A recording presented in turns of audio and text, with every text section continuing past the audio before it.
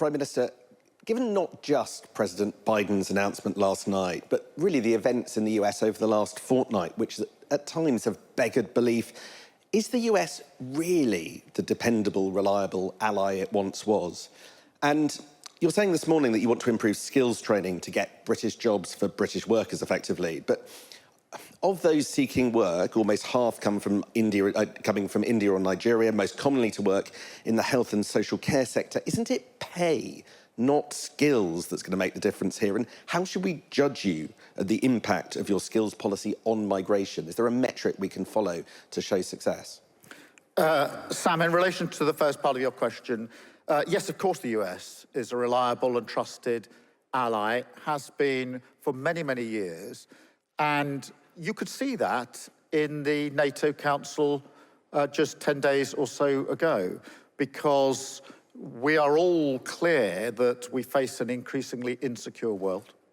I think we're all clear at the value of NATO and the role that NATO needs to play now, as important now as it was when it was created, in my view.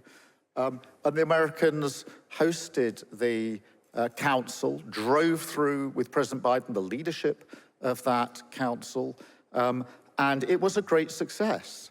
So at the end of the 2 days, not only was it the first NATO council with as many members as were around the table in terms of the countries there present, stronger in its resolve, particularly on Ukraine.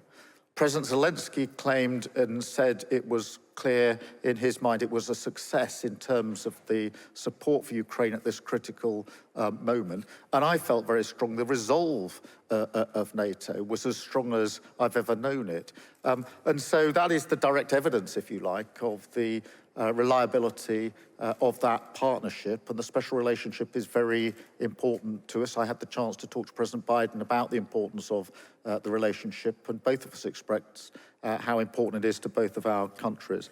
In relation to skills, look, we're setting up Skills England, which will look at the interrelationship between migration and skills.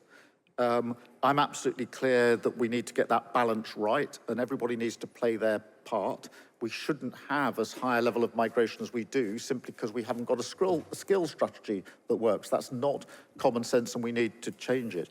An element of that will be about pay, of course, and social care would be an example, the example you give. And that's why the first of our fair pay agreements will be in that sector, to ensure that we tackle that issue of social care. But it'll be more than one aspect here. It'll have to be across the board strategy.